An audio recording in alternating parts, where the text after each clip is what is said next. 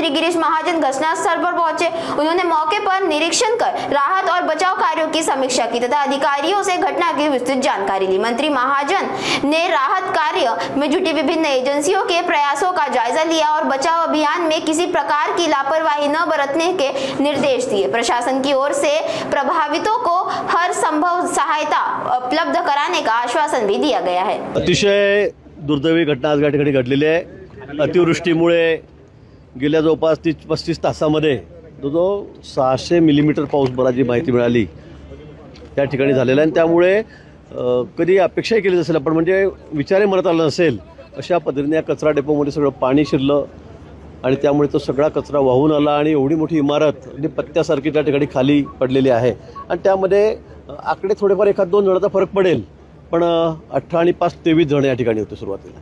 त्यातले 5 जण सुखरूप इमारत पडताबरोबरच ते बाहेर आले का ते वरच्या मजल्यावर होते, त्यांना थोडं खरचटलेलं आहे। 6 जणांना सगळ्या टीमने बाहेर काढलेलं आहे। या ठिकाणी NDRF आहे, या ठिकाणी फायर ब्रिगेडचे सगळे जवान अविरत मेहनत करत आहेत, SDRF आहे, या ठिकाणी सेनेचे जवानांना या ठिकाणी बोलवलेलं आहे। सगळं युद्धपातळीवर काम चाललेलं आहे आणि त्यांनी 6 लोकांना बाहेर काढलं म्हणजे 6 आणि 5 11 झाले 23 पैकी। आता 3 लोकांना फायर ब्रिगेडचे जवान आहेत ते खाली जाऊन तिथे थोडं होल केलेलं आहे आणि त्यातून जाऊन त्यांचा संपर्क झाला, त्यांना चहा बिस्किटही त्या ठिकाणी देऊन आलेले आहेत, तिथपर्यंत हात पोचलेला आहे, ते बोलत आहेत पण त्यांना काढता येत नाही।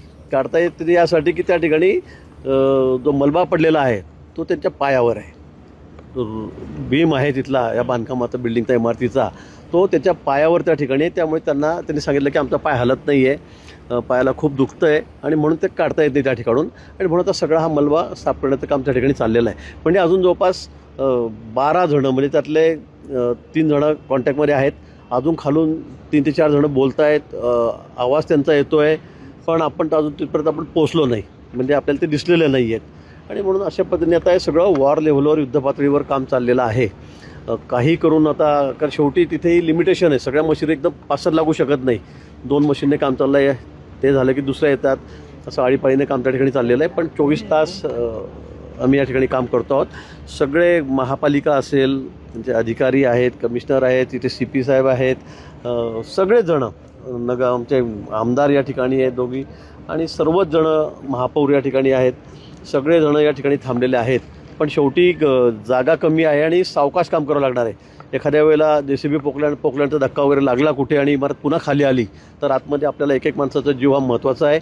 आमचा प्रयत्न आहे की एकही कॅज्युअल्टी होणार नाही, कोणी याच्यामध्ये आपलं त्याला प्राण त्याचा गमवावा लागणार नाही, अशा पद्धतीने हे ऑपरेशन चाललेलं आहे। थोडा वेळ लागेल, सकाळपर्यंत चालेल पण मला वाटतं की सगळे सुखरूप बाहेर येतील।